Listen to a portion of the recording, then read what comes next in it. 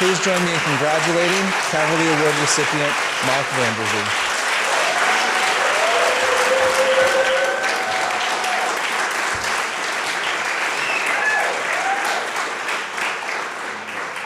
First of all, congratulations, Laura. I was listening to your speech thinking like, oh, it's so cool that, and I'm going to use air quotes, I hate air quotes, but it's so cool that two non-academic teachers are receiving this recognition this year.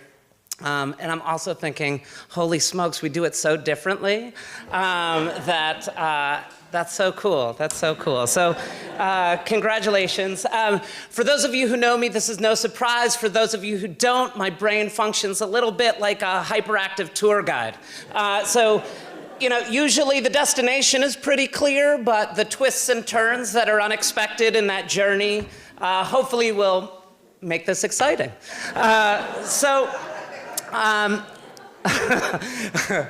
a drama teacher, it feels actually pretty good because I'm not self-conscious or nervous about speaking in front of people, so that's cool.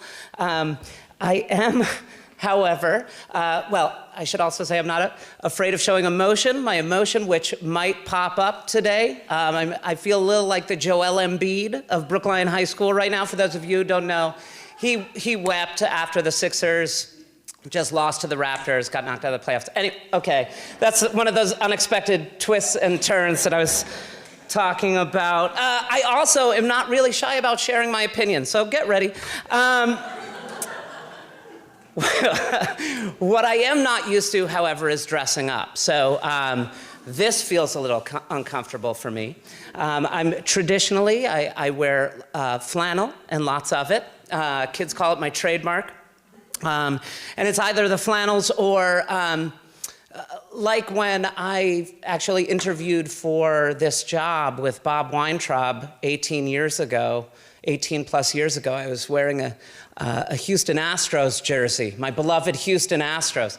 Probably not the best foot to start off on in a job interview, but I was really busy that day. And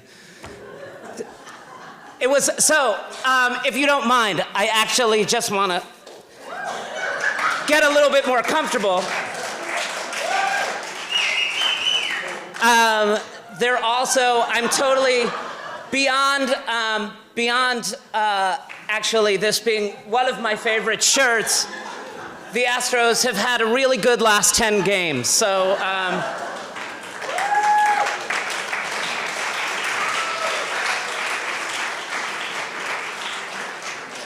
It is a lovely corsage, thank you. Now I feel ready, very ready. Thank you, Andrew Bott. Thank you, Anthony Meyer. Thank you, Elizabeth, Brenda, Emily, and the entire leadership team of the Brookline Education Foundation. Thank you for recognizing the impact that a teacher of electives, an arts teacher, can have on the life of our students and the life of our school. Thank you to the colleagues, parents of my students, and the alumni who shared such lovely thoughts on my work as a teacher. It was truly humbling to read. Thank you to our teachers in our other elective departments in the high school. The visual arts and career and tech ed teachers who, along with the performing arts teachers, not only deal with the everyday joys and struggles of being a teacher, but who do it while fighting against outside pressures in order to maintain the vitality of our classes. Thank you to the Brookline Educators Union for their teamwork and support over the last 18 years. Thank you to Kenny Kozel for being a curriculum coordinator who respects challenges and advocates for his department members. Thank you to my colleagues in the Performing Arts Department. It is a pleasure to work alongside Janine Diaz-Gaylor, Christian Polos, Myra Hernandez, Nina Bishop, Mike Driscoll, Carolyn Castellano, and especially Elena Maimonis, Summer Williams, and Mary Mastandria. I have been fortunate to forge inseparable bonds with these folks, and whose curriculum, by virtue of challenging the students to do the same, push me to be the best, most authentic person that I can be. Last but certainly not least, I want to thank my family, my parents, Bob and Sue, my siblings, Keith, Karen, and Kate, Sasha, and Aaron and Seth, our two boys. I am constantly humbled by their pride in me. See, this is all right. So the truth is, I have the best job in the world. In fact, I actually have two. At Brookline High School, my job at Brookline High School, I teach 3 classes, I co-direct our Mass State Drama Festival play, I mentor multiple drama productions, I tech direct more than 20 performances, I'll take 30 though, I mean, that's cool too, in the Performing Arts Department, and I help train and troubleshoot for folks putting together events in the auditorium. Through this, I have had the tremendous fortune of working with many people across the school and the school district. From fellow teachers to our tremendous custodial team, to our copy center savior, Paul Lauro Priestley, to my heroes in the main office, Kathy Keaveney and Kelly McDermott. In addition to my job at BHS, I'm also a co-founder of and director of education for Company One Theater, whose mission is to build community. All right, we'll take it.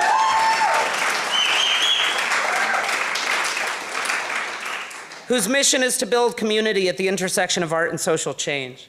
And actually, when I say that mission out loud, it actually sounds like the work that I do here as well at Brookline. Interestingly enough, also, the motto of Clark University, where I went, where I attended undergrad, the motto is challenge convention, change our world. With a motto like that, there was no way I was going anywhere else. Those particular values, as exemplified in Company One's mission and Clark's motto, have served as a lighthouse for me.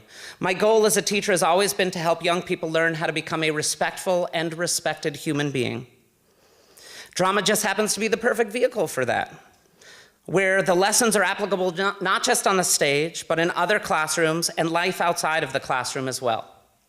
Now, there are 4 guiding principles that I use in the curriculum of my drama classes, principles that get to the heart of these values that are so important to me.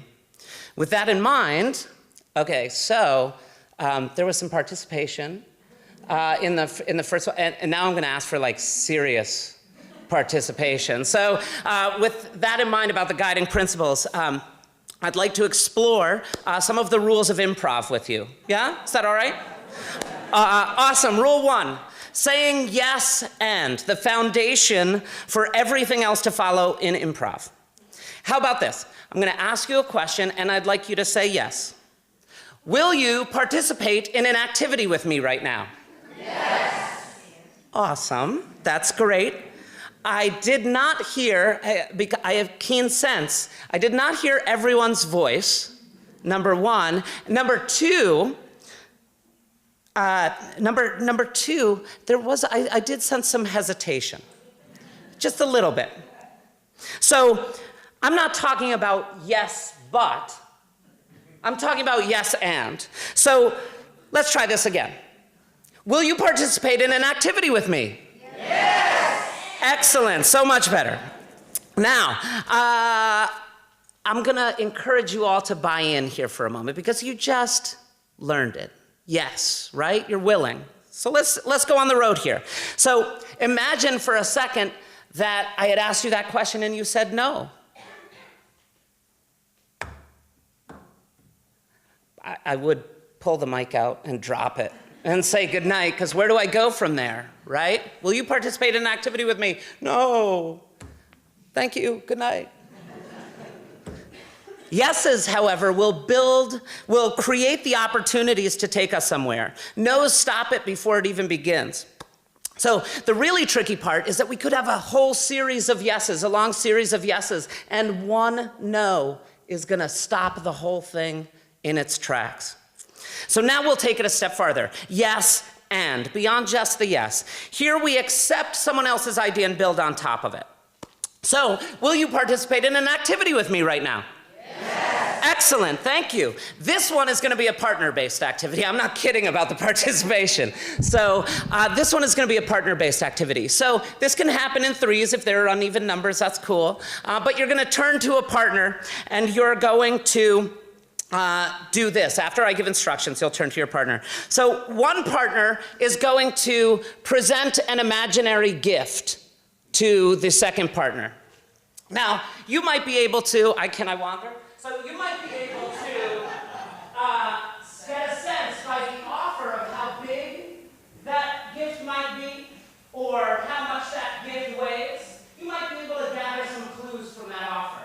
So then that second partner is going to receive the gift, and you are going to unwrap it, and you are going to identify that gift with whatever comes into your mind based on the clues that you were given on the offer. Does that make sense? Yes. Awesome. So, take a second now to just turn to a partner, and we're going to go back and forth. So one partner will offer, receive, and then give back, because that's important.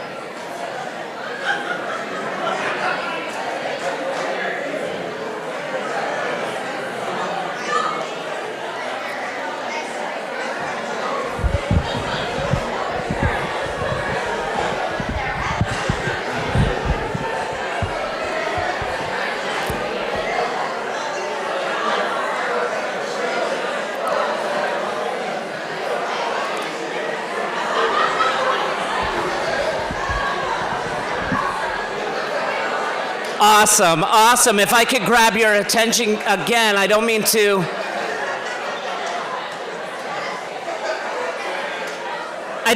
interrupt all this frivolity, but what's so cool is how many smiles and laughs are in this room right now. And what that says is accepting someone else's idea and building onto it is a lot of fun. It's joyful practice. And so, often our most rewarding work comes from working together to make something better than we may have been able to do on our own. When we listen and invest in others, and when we say yes and to their ideas, we actually make them look better by validating them and their contributions. This does not mean, of course, that we should or would always agree, but hopefully it reframes our commitment to listening and investing in each other. Now imagine how powerful that can be when the entire ensemble or classroom is operating in that mode. When a department, when a school, or an entire school system is operating in that mode. The person who first taught me this lesson was my dad, Bob VanDerzee. So my dad has been a lifelong educator, first a high school history teacher on Long Island, then later when we moved to Connecticut, a guidance counselor, then director of pupil personnel, vice principal, principal, and then prior to retiring, director of guidance. Many of my fondest memories of my dad are of him coaching my soccer and little league teams from when I was 5 through the start of high school. With both teams, we lost a lot. No reflection of my dad as a coach, but we lost a lot. But what was most important to my dad was how we were playing together as a team, how we were setting each other up for success, making each other better. My dad is also probably where I get some of my zaniness from. When my dad was a high school vice principal, he was tasked with stopping students from smoking in front of the school. And my dad's interpretation of the best plan for how to deal with that was to climb a tree in front of the school, hide, wait, and then surprise the bejesus out of the offenders. It's a pretty creative way of taking someone's idea and building onto it, if you ask me. Rule number 2, playing to win. Will you participate in an activity with me? Yes. For those of you who are able, please stand. If you need to remain seated, that's totally fine. You can certainly still participate. Now, we've been sitting for a bit now, so if you wouldn't mind just taking a moment to stretch your arms up into the air, and good, release and relax that for a moment and shake it out of your shoulders. Now what I'd like you to do is I would like you to imagine something that's on a shelf just out of your reach. And it could be anything. It could be a bag of gold. It could be Red Sox tickets. It could be next year's Caverly Award. And I want you to stretch your arms up to reach whatever it is on that shelf and get it and relax and have a seat.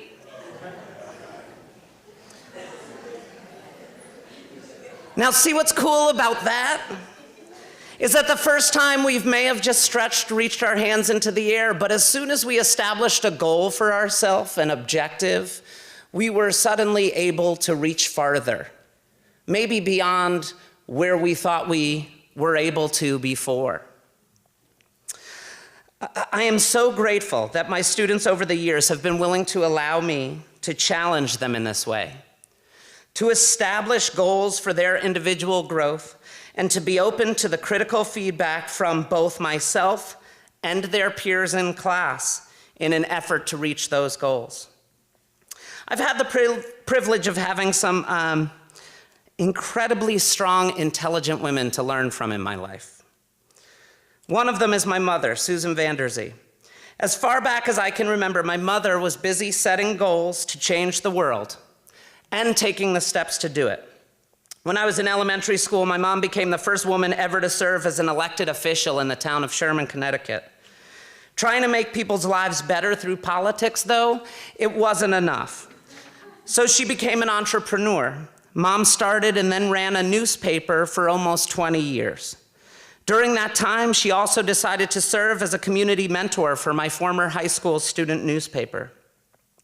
Since retirement, Mom has slowed down some, only marching for the 99%, fighting for women, participating in social justice groups and workshops, and most recently starting a community garden for the purpose of donating all of the food grown. Pick up the pace, huh?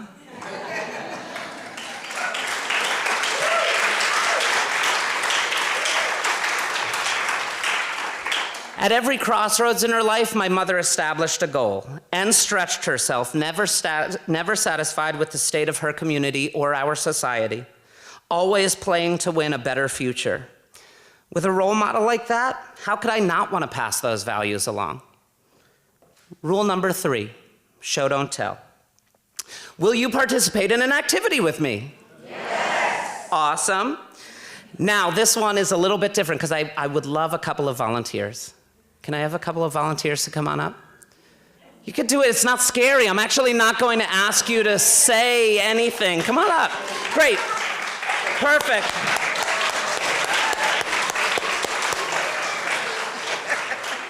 Good, good. And you can stand right to, hello, welcome. This is my mom, Sue. Nice to meet you. So she's not a ringer. She didn't know. She didn't know this, I swear.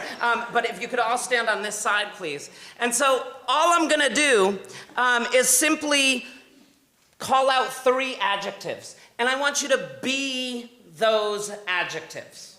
Okay? That's it. You don't need to say anything. No words. Just be those adjectives. I will say, try not to pay attention to what people are doing next to you, because that's the hard part. So just keep your focus out there, and just be those words. Yeah? Make sense? Good. Be strong. Yes. Be smart. Yes. Be beautiful. Excellent. Good. Give them a hand, please.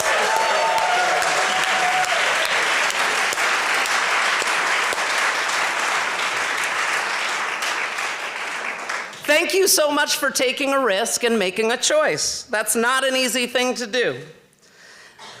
And what's so interesting to me about this is that everyone who does this, almost everyone, almost to a person, feels the inclination to indicate, to do what we think other people want or need to see to communicate something, to spell it out rather than to be authentically. Laura mentioned this actually, just the raise of the eyebrow, right? And how much that communicates.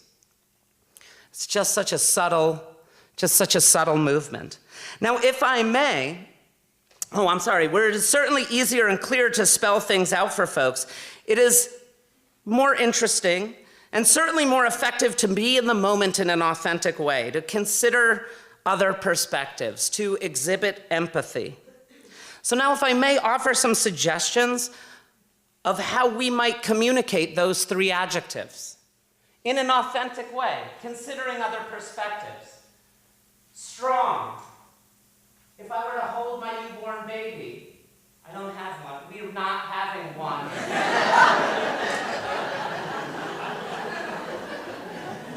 If I were to hold my newborn baby, that's strong. Smart.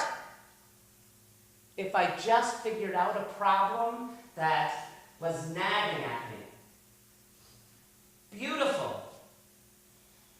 Allowing yourself to be seen.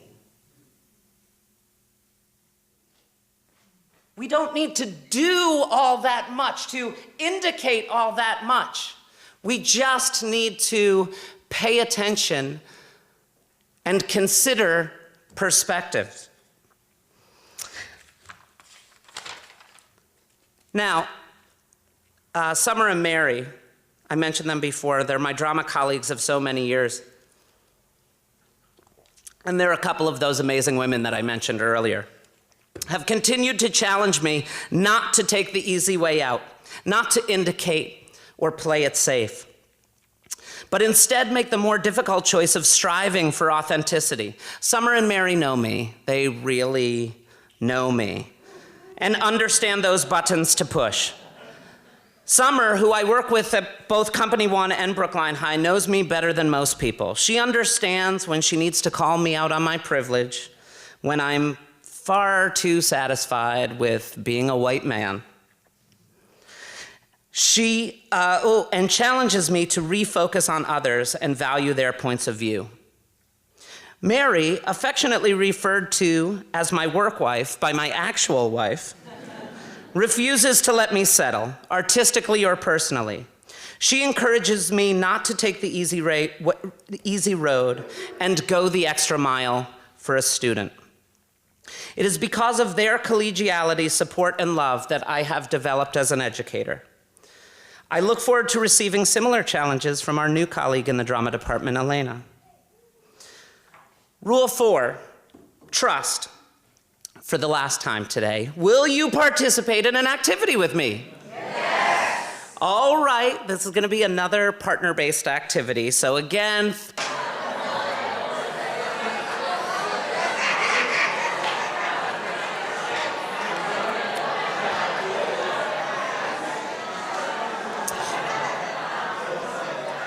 awesome, awesome, thank you. I may be interrupting again, and I'm sorry about that, but I appreciate your willingness to participate and get involved here.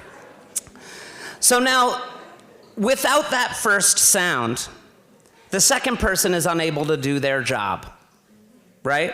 And without the person there to finish the word, the first person is simply making a noise. You've got to have each other's backs. Whether it's in a classroom, a performance, an evaluation with an administrator, or contract negotiations, our most meaningful work will happen when we create an environment where we can trust each other. Equally as important is being able to trust yourself. Now, I've never had the opportunity to talk about them this way in public, so I'm really grateful today to be able to share the impact that Sasha and Seth and Aaron have had on my life. I'm pretty much an open book, never really having an issue with opening myself up to others and placing my trust in them. It isn't until we started a family, though, that I've felt that trust to my core. I trust that even on my worst days, and there are worst days, that Sasha, Aaron, and Seth will have my back, that they will love me, that they will prop me up, and make me believe that anything is possible. I can only hope that that trust has been and continues to be reciprocated. Now, while the activities that we did are deceivingly simple, as I mentioned before, the guiding principles of yes and, playing to win, show don't tell, and trust are really difficult. They're really hard. Embedded in each of them is the necessity for taking risks, for understanding the value of a growth mindset, that the, air quotes again, grade does not define us, that we are all works in progress. In stand-up comedy, bombing, means a joke or a routine is not going well. Killing or slaying means things are going very well. Now, it's fascinating to me how dramatic these terms are and how they really represent how high the stakes are for that level of risk-taking. Now, the concept of loving the bomb, as Andrew mentioned before, is so important in my students' work because it hopefully demystifies the concept of failure. In our school culture, failure is unfortunately a dirty word. Kids try to avoid it at all costs. Failure or bombing is inevitable, though. In fact, necessary for growth. The trick is to embrace the opportunities for growth that come along with the bombing. It's one of my students in backstage power tools and special effects designing lights for a show after coming into my class with no previous experience. It's a student in needs improvement who dares to perform as they did on Friday for 90 minutes without any idea of what they will be needed to say or do to tell the story. It's a BETCO, Brookline Educational Theater Company student who examines multiple points of view and crafts a provocative theater piece to challenge the audience to think about the world in a different way. I am constantly in awe of the bravery my students exhibit on a day-to-day basis, and in front of an audience of peers, school staff, and family, no less. No easy task. What is awesome is that despite the inevitable bomb, redemption is right around the corner. In show production, redemption is a cue away. If you miss a sound or lighting cue, there are a series of cues following closely behind. If you dwell on the bomb, you'll miss the next cue in the series and just perpetuate those mistakes. In drama performance, redemption is a scene away. If you bomb in a scene, you have another opportunity minutes later to knock it out of the park. Standardized tests don't give our students that opportunity.